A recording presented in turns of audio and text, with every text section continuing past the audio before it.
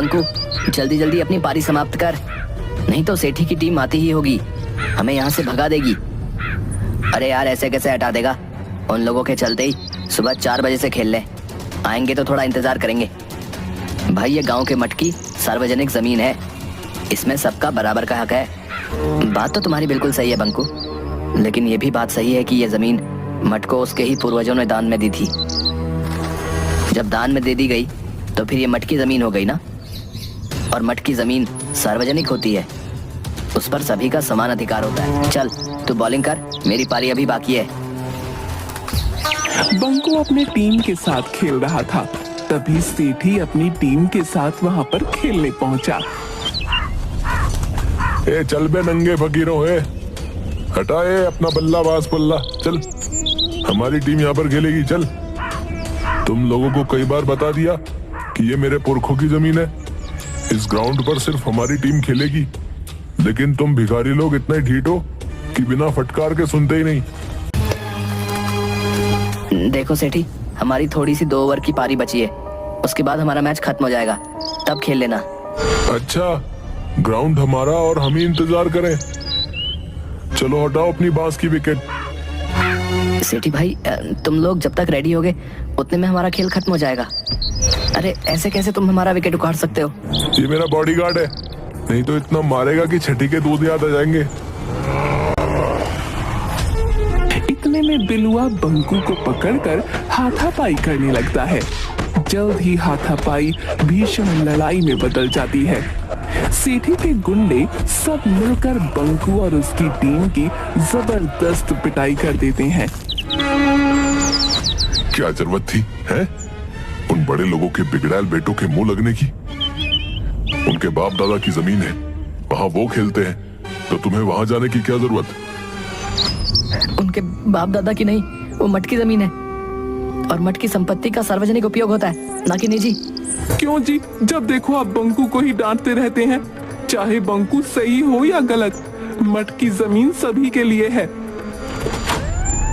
तभी दरवाजे पर पुलिस दस्तक देती है। सेठ करोड़ीमल ने आपके बेटे के खिलाफ उनके बेटे से मारपीट करने के लिए थाने में शिकायत लिखवाई है। आप दोनों बाप बेटे को आज शाम को थाने में इंस्पेक्टर तोंडे ने बुलाया है। इसी तरह की सूचना हवलदार झंझोर सिंह, भीमा, पंडित ज्ञानचंद, बट्टू, कलुआ सभी लोग हड़बड़ाए हुए रतन के घर पहुंचते हैं। रतन, अरे ओ रतन, अभी मेरे घर पुलिस आई थी, शाम को थाने बुलाया है। भीमा, मेरे घर भी हवलदार आया था, शाम को हमें भी थाने बुलाया है। अलबत्ता यहाँ पर जितने लोग हैं सभी के घर पर पुलिस पहुंची थी। ओह, तभी यहाँ इतनी भीड़ लगी है। तो अब क्या होगा? मैंने तो पहले भी इन लोगों को समझाया था कि ये सब बड़े लोगों का खेल है। अरे हम लोगों का खेल है कुश्ती, गुल्ली डंडा, कबड्डी, लट्टू, कंचे। इसके लिए कोई बड़े मैदान की जरूरत नहीं होती, लेकिन ये लोग मानते ही नहीं। अब लो भुगतो। अरे हमने भी समझाया था बंकू को कि शुरू से ही मैदान पर उन लोगों का कब्जा रहा है। ऐसा नहीं कि हम लोगों ने मैदान को उनके कब्जे से मुक्त कराने का प्रयास नहीं किया, लेकिन हर बार हमें मुंह की खानी पड़ी। वैसे देखा जाए तो बच्चों की मांग जायज है। हम सबको सरपंच जी के साथ जाकर थानेदार को बताना चाहिए। लेकिन सरपंच जी भी तो लालची हैं, करोड़ीमल उन्हें भी खरीद लेगा। सभी सरपंच हुकुमचंद के पास पहुंचते हैं। अरे आज क्या बात है भाई, सभी लोग एक साथ हमारे यहाँ आए हैं। गांव में कुछ बड़ी घटना घटित हुई है क्या? हाँ सरपंच जी, कुछ ऐसी ही बात है। गांव के बच्चे मठ के मैदान में जाकर क्रिकेट खेलते हैं, लेकिन करोड़ीमल का बेटा सेठी अपनी टीम के साथ मिलकर गांव के सारे लड़कों को भगा देता है। सेठी मठ की जमीन पर अपने पूर्वजों का हक जताकर सिर्फ अपनी टीम के साथ खेलता है। कल इन्हीं सब बातों को लेकर गांव के बच्चे और सेठी की टीम में झड़प हो गई। आज हमारे यहाँ नोटिस आया है कि हम सभी को थाने पर थानेदार ने शाम को बुलाया है। शाम को करोड़ीमल और सरपंच सहित गांव के लोग थाने पर पहुंचते हैं। हाँ देखो भाई, पहली बात तो मैं कानून को किसी को भी हाथ में लेने की इजाजत नहीं दूंगा। दोनों पक्षों की बात सुनने के बाद मुझे सेठी की बात जायज लगती है। उसके टीम को राज्य स्तर पर खेलने के लिए प्रैक्टिस करनी जरूरी है, अतः मठ के मैदान का सेठी ही उपयोग करेगा। ये कैसे कह सकते हैं कि सेठी की टीम ही अच्छी खेलती है और वही मैदान में प्रैक्टिस करेगा? अरे सेठी के पास सभी चीजें हैं, bat, ball, wicket, gloves, helmet, pad, guard, Jersey है। इन्हें हम सभी लोग रोज खेलते हुए देखते हैं। गांव के बच्चे उनका मुकाबला कर ही नहीं सकते। ठीक है, तो अगले रविवार को क्यों ना हम लोग सेठी की टीम और पंकु की टीम का एक मैच करवा लें। जो जीतेगा वही मट के मैदान में खेलेगा। हाँ भाई, क्या कहते हो सेठी? हमें ये चैलेंज मंजूर है। हमें भी मंजूर है। ठीक है, तो अगले रविवार को सेठी और बंकू की टीम के बीच मुकाबला होगा। जो जीतेगा मैदान पर आगे वही खेलेगा।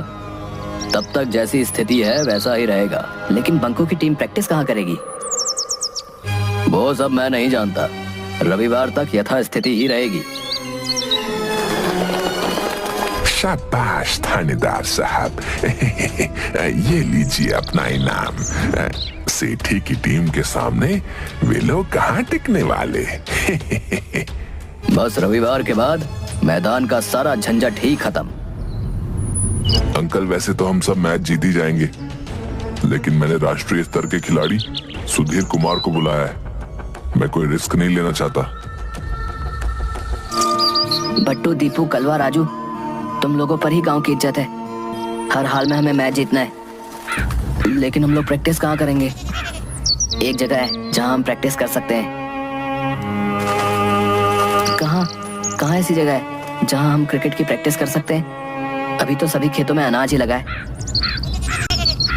गांव के बाहर नदी किनारे वाला वीरान कब्रिस्तान।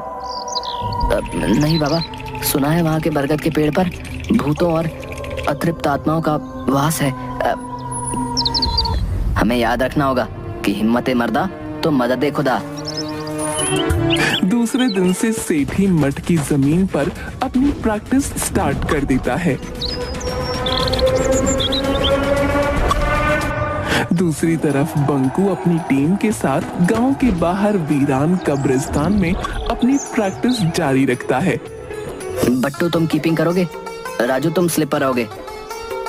कलवा, तुम्हारा थ्रो बहुत अच्छा है। तुम लॉन्ग लेग बाउंड्री पर रहोगे। नहीं, लॉन्ग लेग बाउंड्री पर भूतों वाला बरगद का पेड़ है। मैं नहीं जाऊंगा वहाँ। ठीक है, वहाँ पर मैं रहूंगा। दोस्तों, पिछले 5 दिन से हम लोग प्रैक्टिस कर रहे हैं। कल हमारा फाइनल दिन है। हमें अपनी जी जान लगाकर हर हाल में मैच जीतना है। हम जो गलतियां पिछले 5 दिनों से करते आए हैं उन्हें दोहराना नहीं है। चलो बट्टू, बैटिंग करो। मेरी गुगली से बचकर दिखाओ। गिल्लियां बिखेर दूंगा। ठीक है, पहले बॉल तो फेंक, बाउंड्री पार नजर आएगी। ये ले बच। बट्टू लॉन्ग लेग में जोरदार छक्का लगाता है। वाह बट्टू, लंबा छक्का। अरे ये तो पेड़ पर चली गई। भाई, शाम भी हो गई। अब बॉल कौन निकालेगा? सभी लोग बॉल निकालने और न निकालने के असमंजस में रहते हैं। भाई, 6:30 बज गए। रात हो गई। मैं तो जा रहा हूँ। मुझे भूतों से डर लगता है। हाँ यार, डर तो हमें भी लगता है। रुक, मैं भी चलता हूँ। एक एक कर सभी चले गए। कब्रिस्तान में सिर्फ बंकू और दीपू रह गए थे। अरे यार, आज पूर्णिमा की चांदनी रात है। दीपू, तू नीचे रुक। मैं पेड़ के ऊपर चढ़कर बॉल खोज कर लेके आता हूँ। ठीक से चढ़ना। पेड़ के ऊपर गधैया भूत और भटूरिया भूत आपस में बातें कर रहे थे। अरे, ये कौन हमारे पेड़ पर चढ़ा आ रहा है भाई? किसकी शामत आई है? लगता है अभी जो नीचे बच्चे खेल रहे थे उन्हीं में से कोई ऊपर आ रहा है। शायद उन्हें हमसे डर नहीं। अभी बताता हूँ बच्चों को। अरे अरे अरे अरे अरे, ऐसा नहीं है। पहले जान तो लो कि वो क्यों इतनी रात में अपनी जान जोखिम में डालकर यहाँ आ रहा है। ठीक है। कौन हो तुम? ऊपर कैसे आ गए भाई? तुम्हारी इतनी हिम्मत? दीपू, जो अभी तक हिम्मत रखे हुए था, वो भूत की आवाज सुनते ही बिना पीछे देखे भाग गया। बंकू डरते हुए सारी बात भटूरिया और गधैया को बताता है। तुम सही कह रहे हो लड़के, इन्हीं के पूर्वजों ने हमें मारकर दफन कर दिया था। डरो मत बच्चा, हम तुम्हारे साथ हैं। जहां अन्याय होगा मैं तुम्हारे साथ रहूंगा। ठीक है, कल का मैच हम लोग भी देखने आएंगे। याद रखना, सिर्फ तुम हमें देख। दूसरे दिन मठ के मैदान में दोनों टीम पहुंच जाती हैं। थानेदार टोंडे अंपायरिंग करते हैं और हवलदार झंझोर सिंह कमेंट्री। नमस्कार दोस्तों, मैं झंझोर सिंह सरताजपुर के मठ के मैदान से आपको लाइव कमेंट्री सुनाने के लिए उपस्थित हूँ। पूरा मैदान खचाखच भरा हुआ है। आज एक तरफ सुसज्जित बहुत ही सुंदर जर्सी में सेठी की टीम और दूसरी तरफ पतले दुबले दिनहीन नंगे पांव वाले बहुरंगे कपड़े पहने बंकू की टीम मैच खेलने को तैयार है। ये देखिए, टॉस जीतकर सेठी ने पहले बल्लेबाजी का निर्णय लिया है। भाई वो तो सुधीर कुमार लग रहा है। वो राष्ट्रीय स्तर का खिलाड़ी है। बंकू तुम इसका विरोध करो। सर, ये राष्ट्रीय स्तर का खिलाड़ी सुधीर कुमार हमारे गांव से नहीं है। देखो बंकू, प्यार और जंग में सब जायज है और ये भी एक जंग है।